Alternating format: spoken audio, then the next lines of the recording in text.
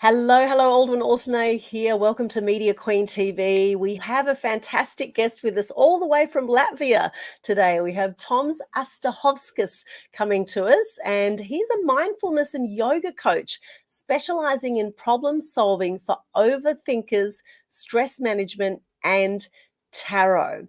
And I love the topic that we're going to be chatting about today. This is something I think a lot of people are going to benefit from today, Tom's flow versus stress. How in control are you? Welcome, Toms. Welcome, Aldwyn. Thank you for joining us today. It's so great to have you. And of course, here at 7:30 p.m. on the 27th of July, 2022, here on the Gold Coast. And for you, what time is it right now?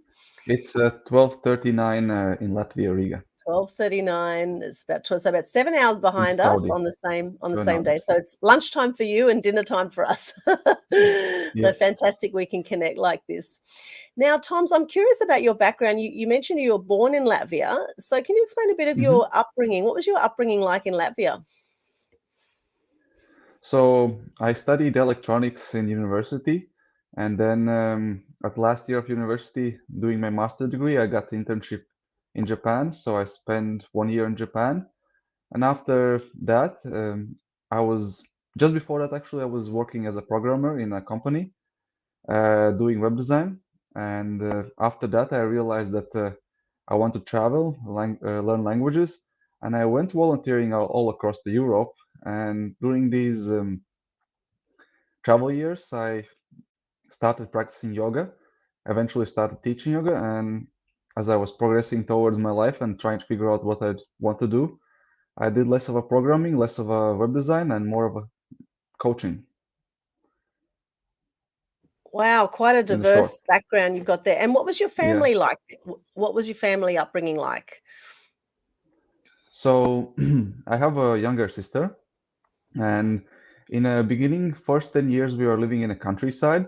So I was playing outside in a small village and climbing trees and just exploring and just being really in tune with nature. And around 10 years old, we moved to the capital. So more social life, more concrete, and completely different environment. So I got to enjoy best of the both worlds, being in nature and close to nature, and also being in city and being busy and lots of things happening around. Sounds like an amazing time you had growing up. And how did you get into this Mm. topic of, flow versus stress? Were you stressed as a child at any point, or have you had some really stressful points in your life where you've sort of had to go towards looking for how you can find more flow? Or, how did you become fascinated about this topic? So I was mostly the interest sparked me while I was traveling as volunteering a lot. So that means changing place every couple of weeks, every couple of months. And also was living in a hostel where there's always something happening, new people coming all the time. There was kind of overwhelm of things happening all the time. There was like literally no rest for me. At the time, I was volunteering at some point. I started managing the hostel, so I was responsible for everything happening in there. Meanwhile, I was also doing freelance web design on a free time, and at some point, I realized that also I want to take care of my physical body, be physically fit and strong, and I started practicing yoga. And yoga was the one thing that made me to start think about these things, how to relieve stress, how to become more spiritual, how to be more serious, and um, also get into the flow because I was practicing vinyasa flow, and that's really in tune, being in tune and aware of the breathing and breath, and that was kind of a physical side of it. And as I was on my self-development journey, figuring out what do I want to do, I discovered that I really love coaching. And when I was searching for my coaching niche, and the flow came up as a term or as a thing I'm interested in. And as a programmer, I already knew what it means. And now I just realized that I can actually apply the same feeling in the same state in basically everything I do, not only programming or dancing or in my yoga practice, that I could actually apply it literally talking to you. So, for those who don't know what flow is, can you explain a bit about what is flow? So flow would be state of ease when you're just letting things be as they are while following your intuition and doing the things that need to be done, and would be opposite overthinking when you kind of think, should I do this, should I not? uh, if the idea comes and it's aligned with what you want to do, if it's aligned with your outcome. And for me, the flow is really linked to some outcome or goal, because if you don't have a purpose, it's you still can be in the flow, but it's harder to cultivate it, harder to make it on purpose. However, if you're on a purpose, then everything that goes along to fulfill that purpose, uh, you're letting it flow, you're letting it come out naturally, and you're letting it just be. And that's basically state of mind, quite often characterized by losing sense of time, feeling really good, having lots of progress, um, and these kind of things usually come up when you describe the flow. And it could also be described from what it's not. It's not working hard, being stressed, having headaches, and overthinking, thinking, "Am I doing it correctly? Am I good enough?" It's is a sweet spot between challenge and boredom. Yeah, I like that description. That is awesome. I'm sure a lot of people can relate to stress. We probably don't need to explain what stress is. Mhm. Although I know in Mm, my life I've certainly had a lot of stress, and being a journalist for many years has been quite a high adrenaline kind of profession to be in. And for me, particularly the last few years, it's been really important for me to learn ways to actually slow down, to allow flow and to get more out of my head and more into my heart, which is where mm, time disappears, where I'm in the moment or in the zone. And I love doing interviews, for example. I can lose track of time here very easily because I'm totally in flow when I do interviews and when I'm speaking and things like that. So I guess, there's many different ways probably to find flow. Uh, Yoga, I think, is a great way to do it. Yoga is, a fantastic way to sort of slow the mind down, slow the body down. Particularly restorative yoga, I've found really, really good for myself. And then doing things mhm, like retreats and actually taking time out, or even meditating, doing nothing, and sometimes just sleeping. Sometimes listening to my body if I'm feeling stressed, just taking that time out to just rest and not feel guilty about that. Actually slow down to speed up, as they say. It's a great saying, slow down to speed up. And when you get in mm. flow, it's amazing how much can happen when you're in that state. So, what are some ways that you can recommend for people who maybe do have a high stress lifestyle, maybe who haven't been coping so well with COVID the last 2 years and what's been going on with the state of the world? In fact, it's been so stressful for a lot of people that we've actually had 4 times the suicide rates in the last 2 years Mm. since COVID's happened. So normally 1 million people take their own lives. Now it's been 4 million people. So clearly a lot of people have been in stress, so much to the point that they've actually taken their own lives. And meanwhile, there's so many others with depression and have family issues and things like that. So what kind of advice would you give people to help them, let go of that stress and to get more into flow for themselves? Well, I like how you framed the question. Let go of the stress. And for me, that's a mindset thing. However, if you have built around this encouraging environment and habits, then you don't have a capacity. Most of the people don't have capacity to stop the stress in themselves. So what I usually do is recommend starting with and that means taking care of nutrition, taking care of healthy habits, doing exercises, and starting with a physical release of the stress. For some people, could be running. For some people, could be yoga. For some people, as I said, it could be sleeping, just taking a rest, just tuning into the body and feeling what body requires. And the goal and objective is to have more energy. And if you're tired, to get more energy, you need to rest. You need to let it rejuvenate. And then once you're rested enough, then you can start doing things that actually raise your energy, like doing exercises, running, going to the gym, practicing, dancing. anything that's fun, anything that cultivates you feeling good, basically. Whatever you know that usually makes you feel good, makes you feel energized. Meeting with friends, that's also really a good thing to get rid of stress. Having social support, because most of the time when people are stressed, they're in their heads, they're try to isolate themselves, try to do everything on their own, try to control everything. And the solution is opposite of what you think you need to be doing. And usually having even a pet, some any kind of social connection, dog, cat, friend, maybe a therapist, coach, if you don't feel like you have anyone to trust, just connecting, and that would be the first thing. Another thing would be sometimes it's really important also to change the environment. If you're lucky enough to be able to do that, changing your environment, what kind of information you consume, maybe not watching that much news, um, maybe just listening more to inspiring people instead of watching news. So all those small things they contribute towards releasing stress. And once you're, let's say, well nourished, well fed, you actually have that capacity to find those root causes in your mind. What is stressing you? What are those things? And then eventually you can learn to reframe what's happening to you and release it and realize that maybe that's not that serious, or maybe that's not important. Maybe you can ask yourself some empowering questions like, will I worry about this thing in 5, 10 years ago, or after, or Yes. if I were to die tomorrow, would I still worry about this thing? And these kind of things kind of bring you back to the present. And breathing, always Yes. breathing.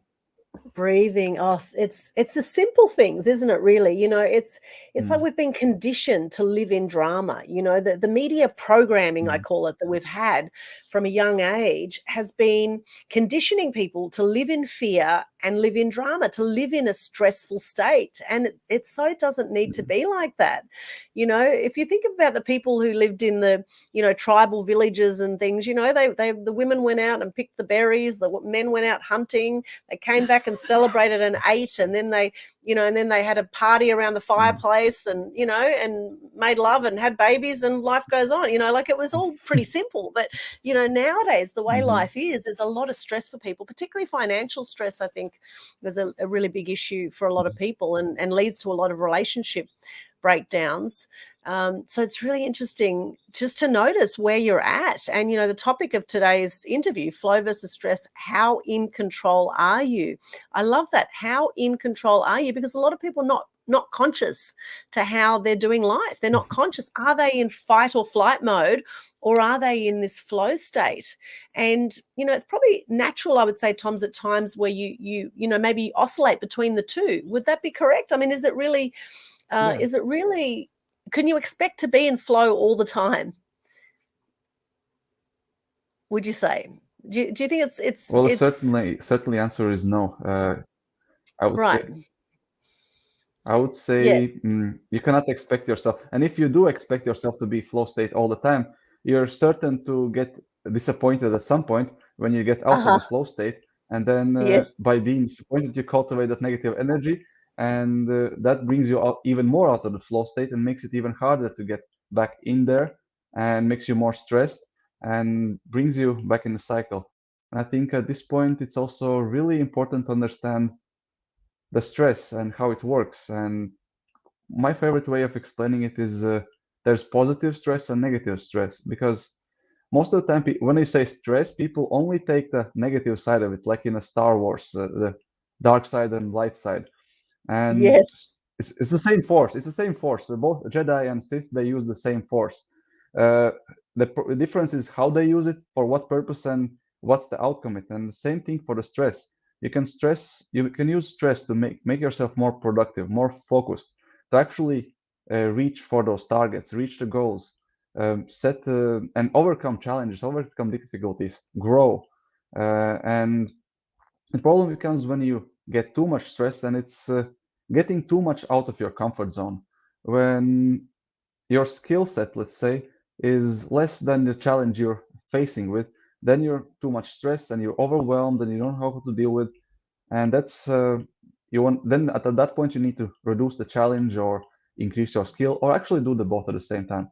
However, if you don't have enough stress, if you kind of avoid stress completely, at some point you get just bored. There's nothing motivating. You're just sitting on couch. There's no meaning in your life. There's no excitement. There's nothing moving you forward, and that's also stress because you're confused. Like where my life's going. There's nothing happening, and it can be like lack of stress can be stressful and brings you even more in lack of stress, or too much stress is stressful. So stress is kind of a really general term, and I would like to people look at it as it can be good and can be bad, and it's always, as always, everything in a measure. So too much of anything is becoming poison. Like for example, water. Everyone knows you should be drinking water, should be having water during the day, 2 liters, 3 liters, whatever depending on the body weight and temperature and climate and everything. However, if you drink way too much water, if it's like 5, 10, 20 liters a day, then you can die actually from being overhydrated. Literally, you can die from it because there's no electrolytes in your blood anymore. Like you flush things out and you have no conductivity, and basically you die. And the first time I heard about this was when I was researching about drug use. Like there are certain, I don't remember which ones, but like some kind of drugs, you use them and then you're really thirsty. And in order to flush things out, you overdrink and then you can die just from overuse of water. Wow, I didn't know that. That's amazing. And even Wow. like healthy thing like water, it can kill you if you overuse it. But you have to like Wow. really overuse it. You have to be like you have Right. to be really like pushing it because naturally body tries to preserve it. And so you wouldn't drink like 10 liters of water normally or 20 liters, whatever the amount, I don't remember, but you wouldn't drink that much water normally. You actually need to force yourself to make it actually lethal. But also other thing, not enough water also isn't good. You get all kinds of different problems. So it's always same with the stress. You have this sweet spot Mm. in between, and that's where the flow happens. Flow happens in that sweet spot when there's not enough stress, but not too much. So it's like when the yin yang, if you think of a yin yang symbol, you've got Yeah, the dark in the light yeah, and the light in the dark. When that's all in perfect yes, harmony, that's probably where yes. flow happens, right? And it's probably like One the more eighty thing is that, twenty rule too. Yeah, mm, sorry. Go yeah, on. one thing I want to mention about the yin yang is that sometimes also people try to put the things on a pedestal and try to find this like a perfect one thing. And it's not like that. It's actually band in between. So you don't have to have perfect like synchronicity, like everything has to be perfectly balanced. Actually, as you said, it's 20% in between. So it's not like 1%. You have to nail it. No, it's like 20%. So anywhere in between, you're still in a float, in a flow. Yeah. Got it. Because if you wanted to nail it and if you were being, Yeah. perfectionist about that, that could actually be very Yeah. stressful, right? Wanting to nail Exactly. that flow, right? So so it's Exactly. about noticing, isn't it? It's about noticing, and thank you for those that have joined us right now, whether you're watching on Facebook, Yeah. LinkedIn, or YouTube. Mm. Please let us know where you're joining us from, and if you have any questions for Tom's around flow or stress, please pop in the comments and we can add you to our live stream, add your comments to the stream and make you part of the show that we're putting on here. I love this conversation, Toms. This is so cool. And the first thing is really to go from flow to or stress to flow or flow to stress or either way. The first thing you got to get conscious to where you're at, right? You got to actually be conscious. A lot of people are Hmm. walking around like brain dead. They're walking like unconscious people. They're like I call them num nums sometimes. I see some people walking around like complete num nums. It's like they're totally switched off to the world. Hmm. Generally I like to see the best in people, but I must say sometimes I do wonder. I scratch my head and I kind of think, what the hell is going on with the world right now?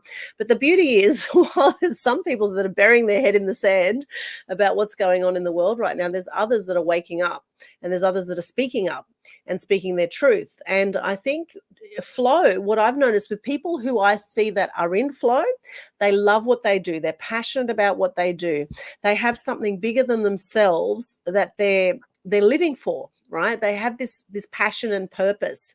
And Yeah. how important has that been for you, Toms, with what you do, passion and purpose?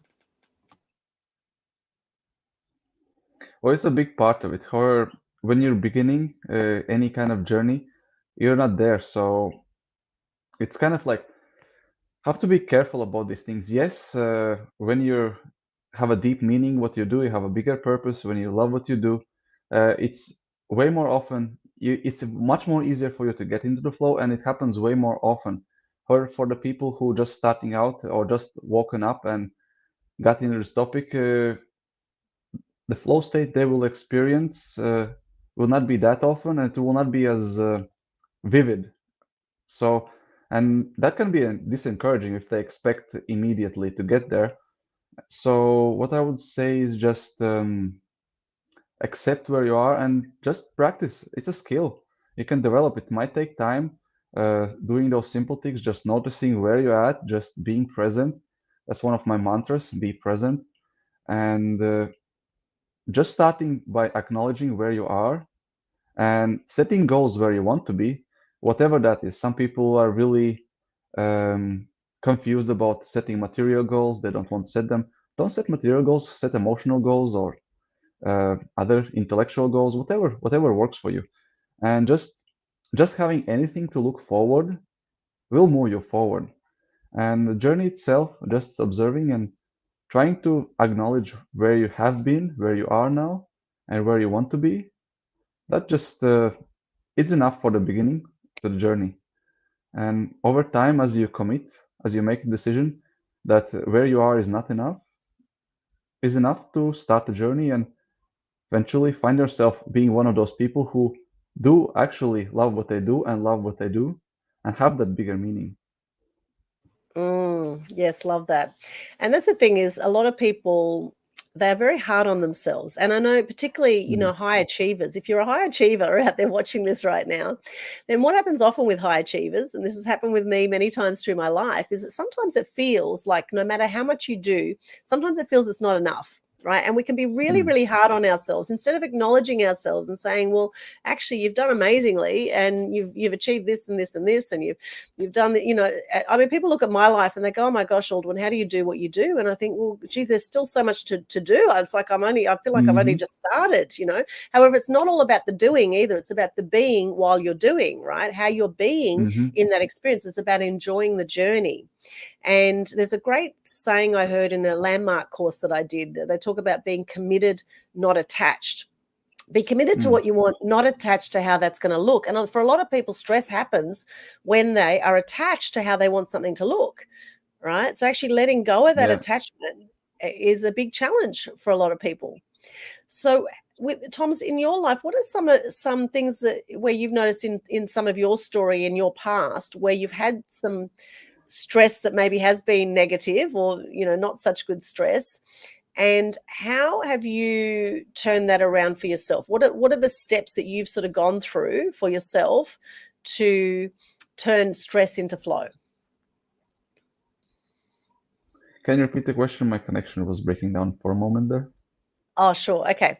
So, what are some things in your life, looking back at your life, look at some of the challenges that you've had in your life where maybe you've felt the stress more than negative stress rather than positive stress, where you felt negative stress?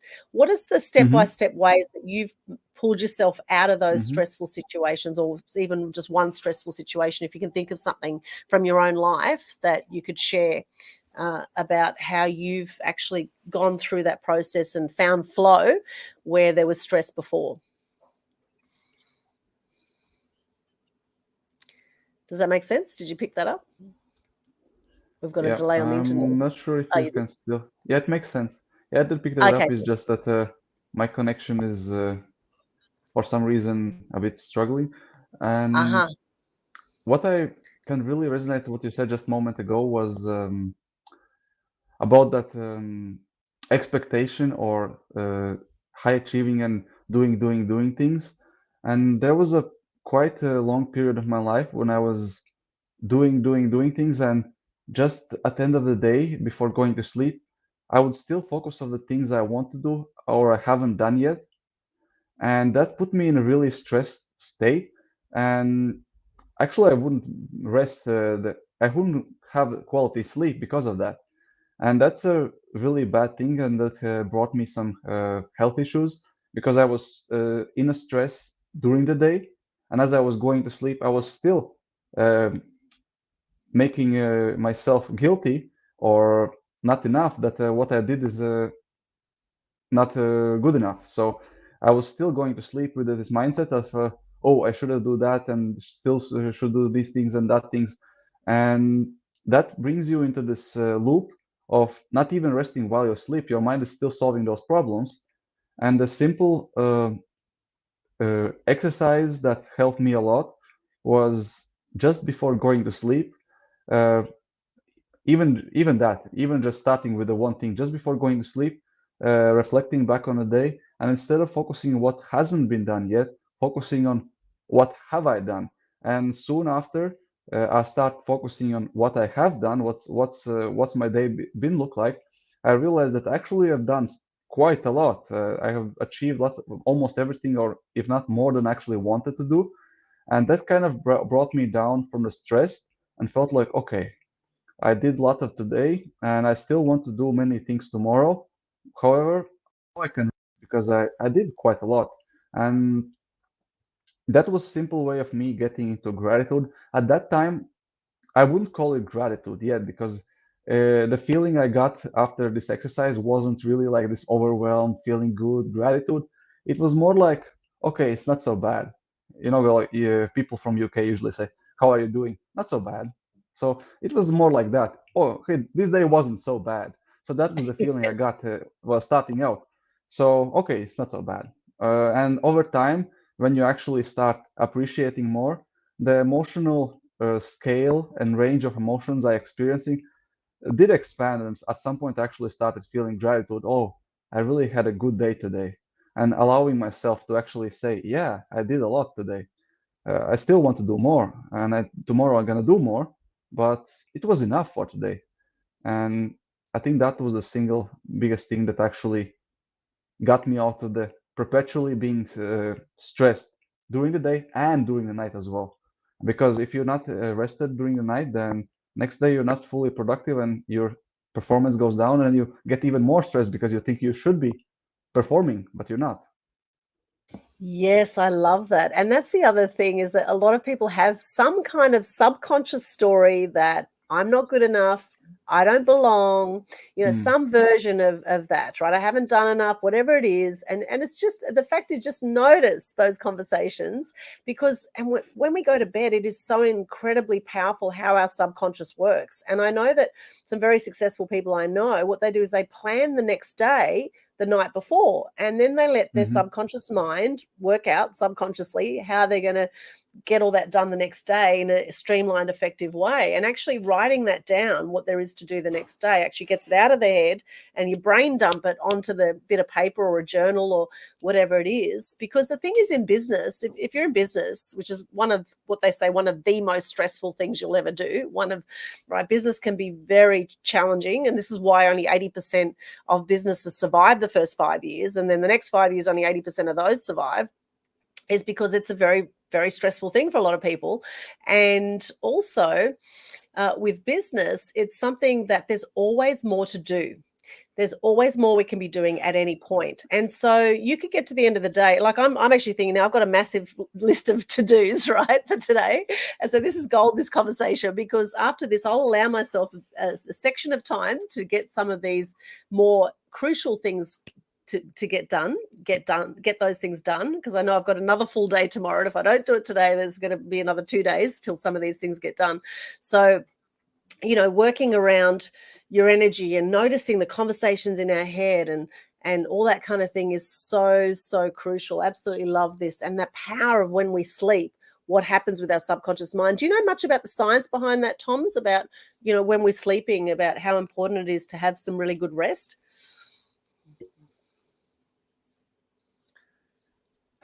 I know a bit Did you get about that? it, yes. Yeah. Let Oh, me there we go. reframe it a bit. We just had a delay, quite a delay Um, there. And good to see you, so Tracy. basically, how I see, yeah. So how I like to explain it most of the time is we have in our brain this part called a reticular activating system. And basically, it's responsible for seeing patterns in your life. And it communicates with the other parts of the brain to decide which information is relevant and which information is not relevant. And even just, I always focus on vision. Like, even our vision is so complex and so much information coming in. There's peripheral vision, You can see things around. Even if you're focusing straight forward, you still can notice something's moving. And most of the time, that information is not important unless you're a spy. And then you specifically try to see any small changes, any movements in peripheral vision, and then you're training yourself to notice those things. Even if your eye gaze doesn't change, you still have quite a good awareness of what's happening around you. So same thing happens with this reticular activating system. You basically, with questions and habits and practice and thoughts, you can program it to tell your brain what's important to you. So it brings up the things that are important to you. And it often, the fastest way of doing it is asking emotionally charged questions. Uh, so I know one of the usual examples how it works in daily life is you buy a new car. Let's say it's a red car, and suddenly you start noticing exactly that car and even red color of that, and you start noticing how much of it you see on the streets, even though before you had the car you didn't notice it. So you are, by buying this car and really loving it, you're programming your brain saying this is important, notice this more, and you start noticing more, and every time you see it you feel grateful. And that's one way how it works in just regular life. But as I said, you can actually program on those things. And the best times of the day when to program it is just after waking up or just before going to sleep, because those are the times when your subconscious mind is most able to take influence. So just framing yourself with good questions, or just feeling gratitude, or just thinking, as I said before, reflecting back on the day and consciously looking for the good things you've done instead of just letting your mind chatter going around automatically on still focusing on the things you have to do because that's the automatic pattern throughout the day. It's consciously making the decision. No, now I have like this 10 minutes, 5 minutes, half an hour, 1 hour. I need to wind down, prepare myself for sleep consciously, and then I'm gonna ask myself productive questions and express gratitude or whatever is gonna program my subconscious mind to actually see some solutions to rest, rejuvenate. And yeah, that's one way how to explain how the subconscious mind is just this part of the brain which decides which patterns are important and which patterns are not. And there's so much information coming into the brain, and we're not even receiving consciously most of it. It's just a small percentage, even just from vision. And then there's all these things called intuition, sense perception, like feeling that there's someone behind you, and then turning as you feel like there's something coming. All this a bit more fine-tuned, but it still works the same way. You have this sense of feeling that there's something important, and it's, I would say, subconscious, because there's much more that we perceive, and it's about training what's important, what do I want to perceive, what I'm looking for. Yeah. Yes, great answer. It's like the iceberg, isn't it? The top of the iceberg is our Yeah. conscious mind, and all the bottom is our Yes. subconscious mind. And we are so incredibly powerful. They say we have about 60,000 thoughts a day, Toms. I'd say women probably have a few more Yeah. than men because our minds are often going a million miles an hour. And apparently, around 90% of those are the same thoughts we had yesterday, and 80% of them are negative for most people. So I would imagine if they're negative, a lot of Mm. people are in those stress states, which is really Yeah. interesting to notice. And so when it comes to sleep, then how much sleep do you think we need, Tom, so that we maximize this flow state of life? So I think that's uh, depends on your mindset, because I've seen many different people, many different examples. There are few people who can uh, sleep only 3, 4 hours a night, and they're perfectly fine. And depending what's how's their rest of the day looking like, maybe they meditate a lot, maybe they do all kinds of other practices. But my answer to this question, there is no one number that I can tell to any person. As I said, there are people who 3, 4 hours is enough. There are people who sleep 5, 6 hours. There are people who need 7, 8, and there are people who need 9, 10 hours.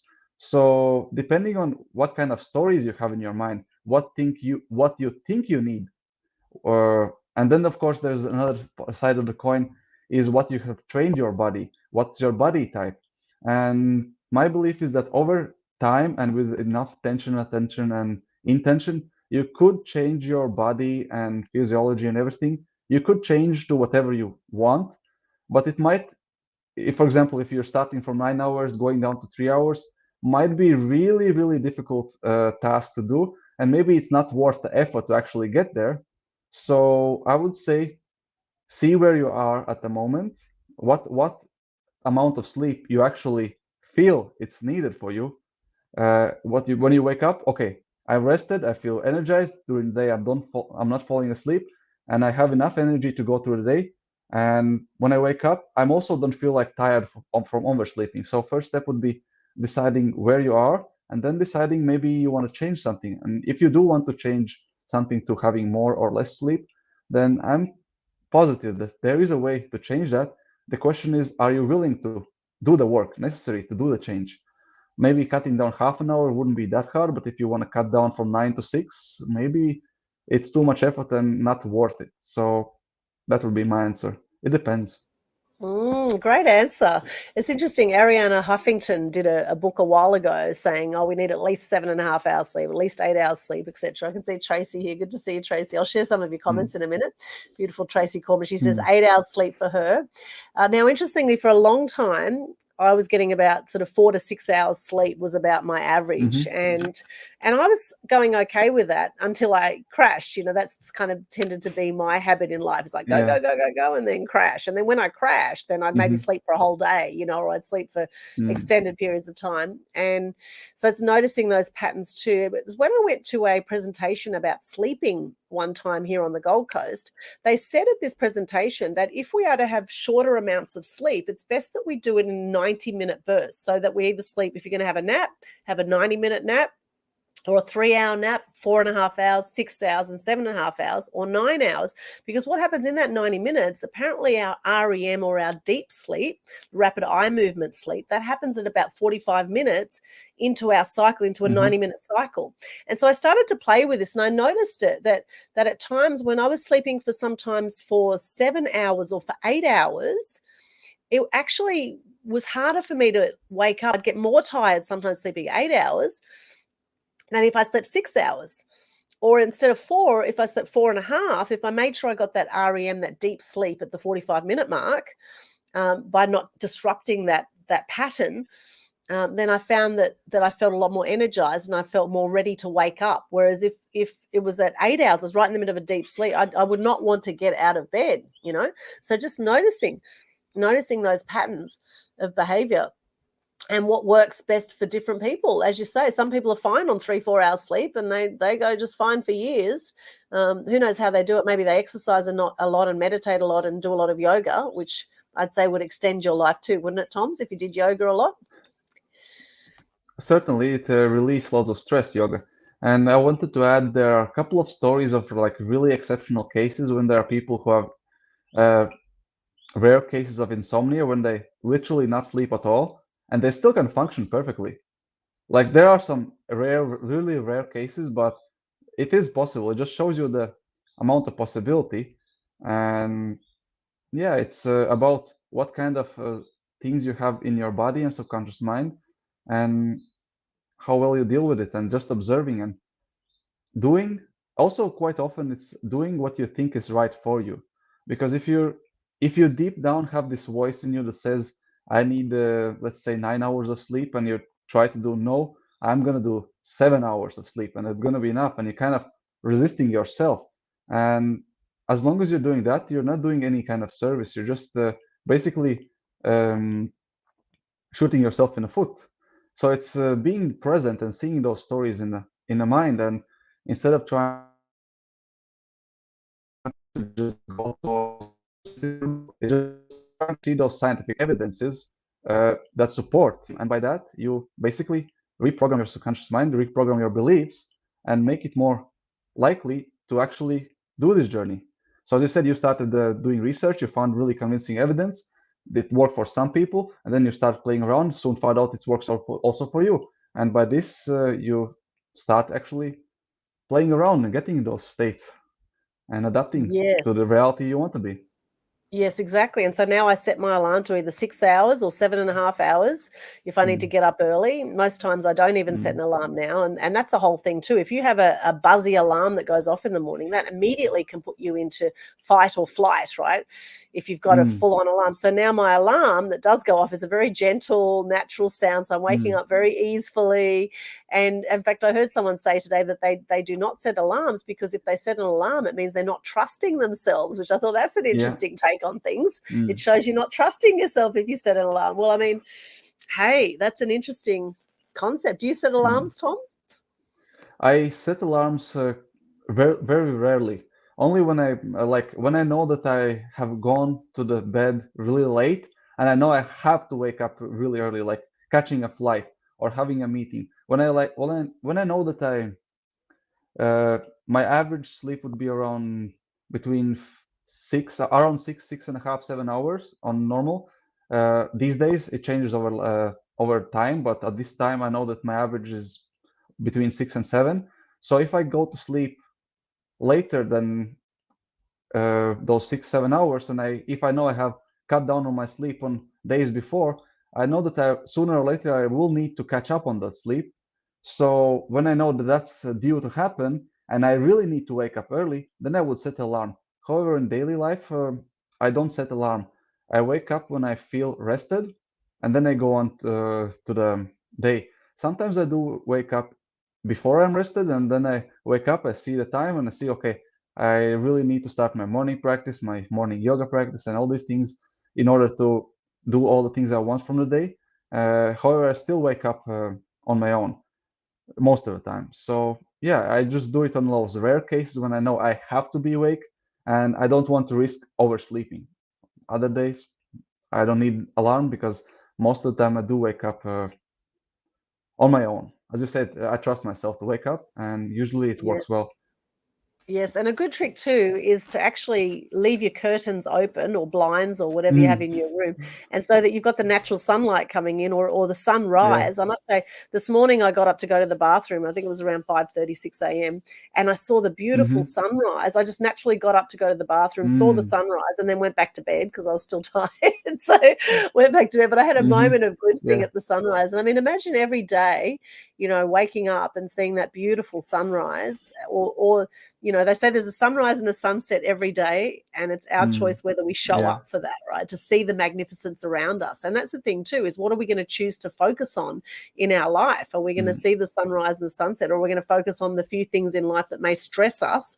It's probably us stressing ourselves because actually, no one can actually cause you stress really. It's only what you allow, right? It's only what you allow to yeah. stress you. So it's actually taking that responsibility, and rather than blaming someone else for your current stress, whether it's the world or governments or the media or whatever it is, people love to blame others for what's going on, for the dramas in the world. Mm, And noticing what are you choosing to focus on in every moment, and is it actually making you feel good, or is it you do feel crap? And we are 100% responsible, right?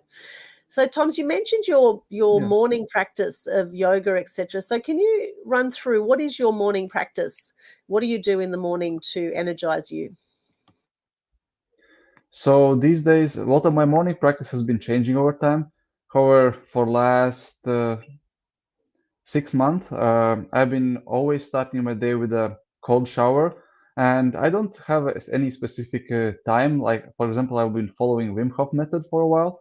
For those of you who know about it, he recommends to do it 1 to 2 minutes and gradually increasing it. However, for me personally, that's not the outcome. For me, the outcome is just to train my discipline and just completely wet myself with the cold water, my body. Just having that is enough. And then how much I feel on taking that cold water. Sometimes it's 30 seconds, sometimes we go up to the minute. I never timed it. It's not important for me. It's as I said, it's the discipline. And sometimes when I feel like pushing my limits, getting a bit sick or weaker, then I would have that cold shower, but to have it like really short time in order not to put too much stress on my body because cold shower is still stress, but it also releases some of it. So I play around with it. I'm really intuitive and kind of in a loving way. just to have my body completely wet, and that's enough. And however I feel each day, I stay there for a while. That's the first thing. Second thing I do is I pull a daily tarot card. I really love tarot and gives me something to focus on throughout the day. And it also sometimes gives you some insights. Like whenever I go into a day and I have some question or doubt, which direction should I go? Which how should I make this thing happening? Or when I'm overthinking or something, I can always come back to that one card and think, is this card helping me in any way to have a positive outlook on situation? So I always pick a daily card. And I've been doing it for more than 5 years, almost every day, unless like it's really exceptional. Every day I pick a daily card.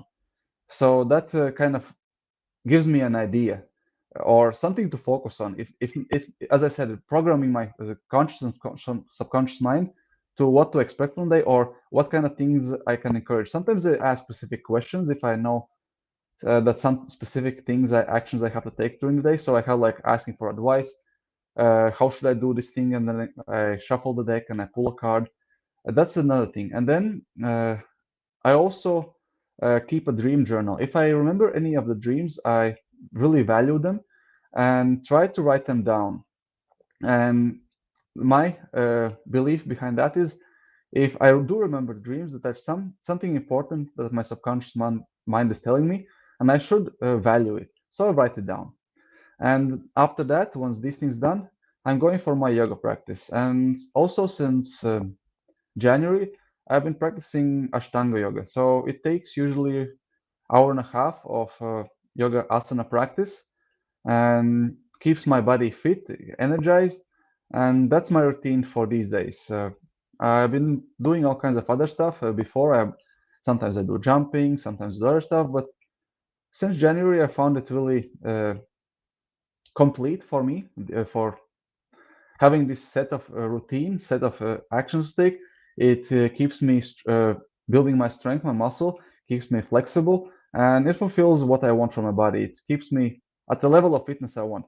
And that's one of the things I've been asking myself. What's my outcome from my morning routine? How do I want to feel? What do I want to gain? And a couple of years ago, my outcome was slightly different, and my routine was shorter. So I didn't expect myself to be in maybe that good shape, or I didn't expect certain yoga asanas to be able to do them. Now I expect myself to do them. So that means I have to keep higher maintenance. And I just want to say that because depending on what's your outcome, what you expect from yourself, how do you want to feel, your routine might be completely different than mine. So keeping that in mind, uh, routine gets adapted. So that's my routine. Cold shower, daily card, gym journal, and then yoga asana practice. Love that. Wow, so much in that. The yoga, I absolutely love yoga, I must say. And with yoga, it's yoga practice, not yoga perfect. So don't compare yourself to others, right? Notice if you're in your yoga class and you go, oh, they're stretching more than I am. And oh my goodness, I can't even reach down to my knees. You know, any of Mm, those conversations going on in your head, right? Everyone's got their own individual ways of working your body and do what feels right for you. And I love going to mm, yoga classes where they say, you know, do what feels right for you. If you want to go into child pose now, you do child pose. If you want to go in upward dog or, you know, whatever it is, then do that. You know, do what feels mm, right for you. Back to that again, right? Love that. And with the cold showers, now I've been having a hot shower and then I do the cold shower at the hmm. end. So do you also do a bit of hot water as well there or just go straight into cold? I'm going straight to the cold. For me, the main thing is to get my body cold and cold. And another thing that motivates me doing that is I consciously program myself to feel hot when I wake up. If That's another thing I know. If I feel when I wake up and I feel hot, and relaxed. And if I feel like a bit cold or chilly when I wake up, it means I've been stressed. So I wake up really feeling hot most of the times, and I want to cool my body just before waking up. Or like wake up and cool myself, and especially my eyes, because I love going into saunas. And we have sauna in the countryside, and I'm used to having saunas. I know how important it is for eyes to be cool. So after waking up, they're quite hot, and I want to actually treat them with some really nice cold water to make them healthy, to relieve the eye pressure. So that's why I'm going straight towards the cold, just for my eyes mostly, and then the rest of the body as well. And that's why I go just for the cold. However, Uh-huh. for different people, they have different outcomes and different ways of doing things. And as I said, it's a really contrast. Like for me, get you like really feeling hot, going into the cool shower. It's a certain feeling I get. It's a bit of adrenaline. You feel like a bit stronger, kind of masculine energy, and that's what I want to cultivate in myself when I wake up. If you feel like more gentle that day, if you feel like feminine, or just taking it easy, or just having like this maybe a bit of fever or whatever, like feeling of I might catch cold soon if I'm not careful. Maybe I'm stressing myself so much that I have to be careful. So in those days, it might be better to start like, okay, I start with a warm shower and then I gradually turn it down easy, and I still get that cold shower, but it's coming really easy without that hit. So it's more gentle for everybody. You still have the same outcome, having that cold for a couple of seconds, but the experience is completely different. And that's what I'm Mm. focusing on is what kind of experience I want to have in my life. And it comes back to the yoga practice. Like every day I do the same asana, I have a sequence fixed. Every day is the same thing. However, once in a while I do get some injuries from overdoing myself or not taking care of my diet. So something happens and I have a pain or something in my body. So I have to adapt my practice, how I do it. I don't change what I do it, I change how I do it. So sometimes I'm going really soft, slow, and really gentle, all the movements. And some days I just like really fast and really paying attention, really pushing myself. So that's another thing to pay attention. You can adapt what you do, but you also can adapt how you do it. And most of the times it's more important adapt how you do it. Is same thing here. Like I do have a shower, that's what, but how you do it. Do you go gradually into it or you go really straightforward cold as much as you can? Maybe you want to start lukewarm and then completely cold. Maybe you want to stay lukewarm the whole thing. So that's really important how you do it. Yes, how you do it, the experience. I was having such a good shower here the other night. I had the hot shower Mm. going. I was loving it. I had that loved that hot water. Anyway, I was Yeah. loving it so much that next thing I know, all the fire alarms went off in the whole house from the steam from the shower. I thought, okay, it must be time to get out of the shower now. So Yeah. that was a beautiful experience that suddenly turned into a crazy experience, and it just happened to be Yeah. like 1 o'clock in the morning, and I woke everyone up in the whole house, so that just added to it. So yes, it's interesting. So now I have my little timer, and I make sure that the door's shut where the smoke alarm is, and let the steam out the window. So yeah, so that was interesting. I love how you say that. That is so cool. And the feminine masculine of that's beautiful too. Yeah. Now on the Gold Coast in Australia right now, we have Hmm. winter here, and the other day Hmm. I one thing that really energizes me is getting into the ocean. And the other day Mm. there was no one else in the ocean, and it was quite a cold day. However, I just felt this urge, I've got to get myself into that ocean. And so I threw Mm. myself in and threw myself back out just about as quick, but that was like as close as I got to an ice bath recently was getting in the Hmm. ocean. And Yeah, I tell you what, I was so invigorated and energized from that. And that's the thing, is definitely. noticing what is it that really wakes you up? Because I kind of feel like if I'm feeling flat at all with my energy, I'll either get to the ocean or I'll do yoga or and suddenly I'm just rejuvenated and back into it. It's very, very powerful. So I Mm. love that. And beautiful Tracy here. She says, I've realized that when I'm matchmaking and inspiring others, that I am in my flow. Some with coaching and same with coaching and counseling clients. It's a flow. All day while working in the office today, I've realized that I felt like I was being as I was doing. It was a beautiful thing. Oh, that's fantastic, Tracy. You were being while you were doing. I love that. And then she says, I was recently reminded to stay in the present moment.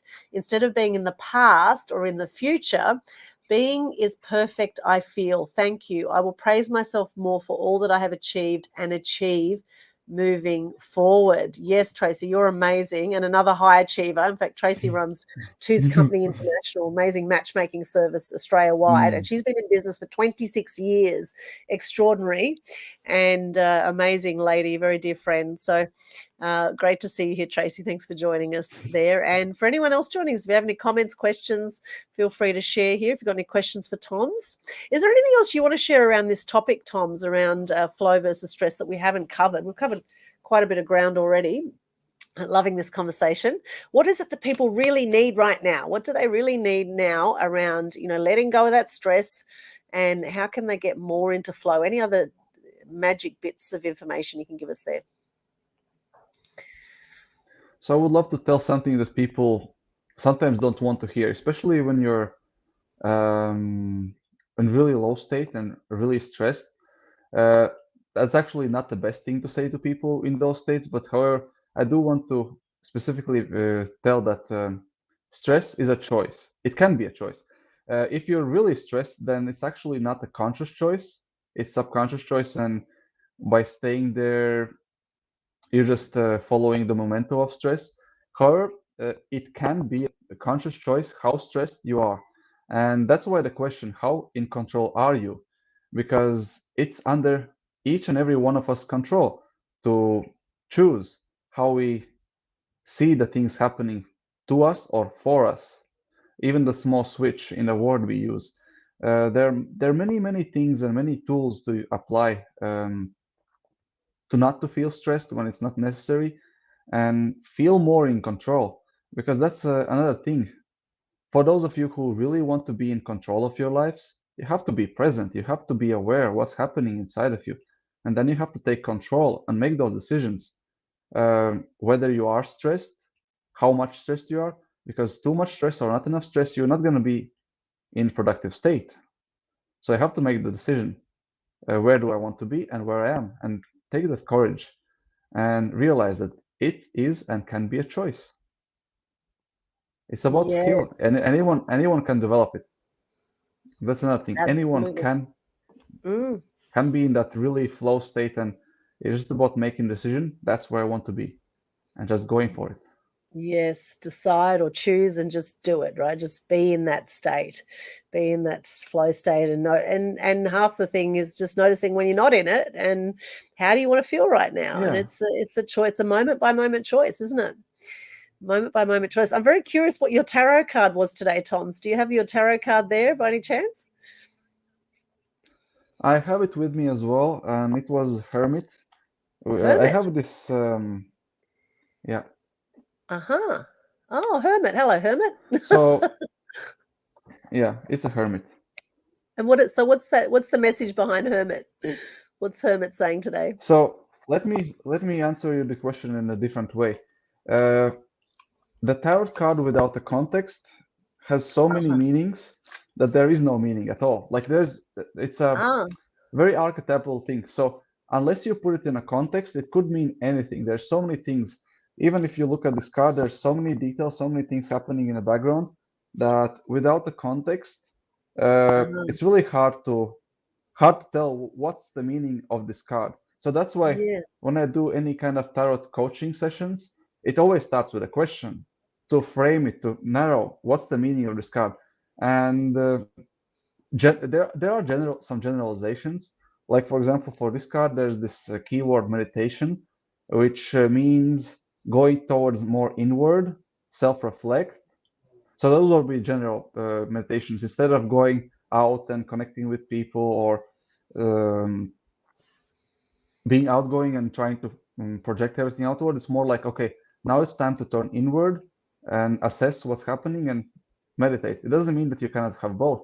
It's just that how I use tarot cards, it's more like an inspiration for a day. When something happens and I have doubt which direction to go, then okay, I have this encouragement to go inward. So that would be a general choice. However, uh, it could mean many things. It doesn't mean that I have to Mm, meditate whole day long. Maybe it just means, okay, an afternoon when I have an invitation to join a party, in night, should I go to the party? And then the answer is maybe I shouldn't because I have been invited to self-reflect. yes. So Being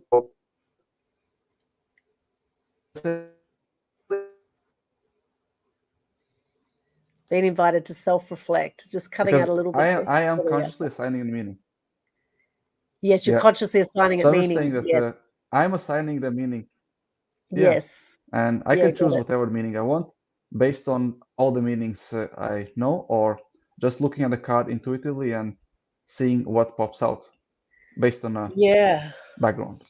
Yeah. Beautiful. Well, I love Hermit actually. Hermit's a good one for me too right now because, I look at a lot of my life. I've been, Mm, running away from myself actually a lot of the time. I've been avoiding intimacy with myself and others for mm, years. And more recently, I'd say the last few years, I've really been actually taking time to be with myself and actually enjoying my own company and enjoying those quiet times with myself, enjoying meditation. I had this story for quite a while. Oh, I'm no good at meditation because I had a million thoughts going on in my head all the mm, time, and I found it really hard to just quiet those yeah. thoughts. However, again, it's a practice, isn't it? Mm, It's a practice to actually yeah. quiet those thoughts and to notice the thoughts that come up as well. And so I love that hermit card. There's a lot of power in that. And I love the beams coming, the beam Mm, behind there. There was a lot of power in that. yeah. And that's the thing. We don't need to run around from place to place to place to place to feel like we're doing a lot in life. Like we can actually get a hell of a lot done a lot more powerfully just by meditating and being a hermit, right? Being at home Yeah. and doing some empowering stuff, on ourselves and in our home environment even. So that is a beautiful card there, Toms. Now, for those who want Mm. to work with you, Toms, where do you do your yoga classes in Latvia? Or do you do some online as well? I mostly do them online these days. Okay. Okay, brilliant. Yeah. And how can people join you with your yoga classes? Just contact me. Most of the time I spend on LinkedIn or Instagram. However, if Okay. you go to my website, there's contact information. You can contact me anywhere. I have WhatsApp, Telegram, and everything. So yeah, that Linktree link. So Uh-huh. I'm everywhere. And just contact me and get in touch and see how can we work together. Okay, brilliant. And so with the yoga classes, how do you do that online? Like, do people pay to come to classes or do you do some free classes or how does it work online? So at the moment, it works like I mostly focus on individual private sessions these days. Okay. Okay. I had some group classes once in a while as well, but these days I'm mostly focusing on private individual coaching sessions, giving them necessary tools so they can start practicing on their own, because that's my outcome and goal. And at Okay. some point, I might be also returning back to regular morning classes as well. At the moment, it's mostly private sessions. Private sessions. Nice. One-on-one. That's specialized. That's awesome. Yeah, Fantastic. So reach out to Tom's if you would like that or just want to have a chat. yeah. Reach out on his links here. Connect with him. b.astmens, be.astmens.com/linktree. You'll be able to see all his links over there. Or I'm sure just Google him. Tom's is on LinkedIn. You're on Facebook. What other social media are you on, Tom's? Yes. LinkedIn, Facebook, Instagram are mostly used. I'm also on Twitter. I don't use it almost ever. Uh-huh. I basically have accounts almost everywhere. It's just that wherever you are, try to find me there and connect how it's useful for you. Beautiful. Love that, Toms. Thank you so much. It's been so great chatting with you. And you'll be interviewing me shortly for your podcast. Can you share a bit about your podcast and how people can find that? So I have a link to my podcast on my same Linktree website, and the podcast is called "Love Your Stress." Love And your yeah, stress. this is kind of my website of a Linktree version when I put all the uh, important and necessary information to reach me. And yeah, you can find the same place. Everything's there. Fantastic. Love your stress. And after this, Toms will be interviewing me about me loving my stress. So that'll be an interesting interview. Mm, Let's see what comes out of that one. yeah, So thank you so much for being our guest here, Toms. Is there anything finally you'd like to say before we wrap up? just smile and be present. Yes. So powerful. Smile and be present and have cold showers. If it feels good for you, even if it starts If it warm makes and you then smile. if it makes you smile. Exactly. I love that. Oh, fantastic. It's been such a pleasure chatting with you, Toms. Thank you so much for being our guest Likewise. here today. Please do connect with Toms. For those who've enjoyed this today, if you have enjoyed it, please let us know what you got out of this interview today. Let us Mm, know in the comments. If you're watching on Facebook, LinkedIn, YouTube, or if you're listening to this somewhere online, please pop in the comments there. What did you think of this today? And if you enjoyed it, please share the love. Also, you can connect with me on linktree/Aldwyn. I'm on all over the socials as well. linktr.ee/Aldwyn. I do several ongoing events. We do events teaching people how to get free publicity. We do mass media tribe meetups, all sorts of amazing events. So please stay connected there. We have a global good news challenge that happens every month where you can get into gratitude. You can choose to get into gratitude and share it with the world to not just lift your energy, but lift the energy of those around you. And you'll find full details of that in the Global Good News Challenge Facebook page. We also have a Conscious Community Global Facebook group as well. We've got so many amazing links there, life-changing documentaries in that Conscious Community Global Facebook group. Featured in the featured section there, you'll see some things that will blow your mind. So go check it out and let's stay connected. As Gandhi says, be the change you wish to see in the world. And as I say, mm. shine bright and light up all those around you. Thank you so much for joining us today. We'll see you again soon on Media Queen TV, and check out our other 800 plus videos now on our YouTube channel as well if you haven't subscribed yet. Media Queen TV, inspiring truth and good news. Thanks once again, Toms, and thanks for those watching Thank you, us. Aldwyn. Thank you so much. We'll see you again soon. Take care. Bye for now.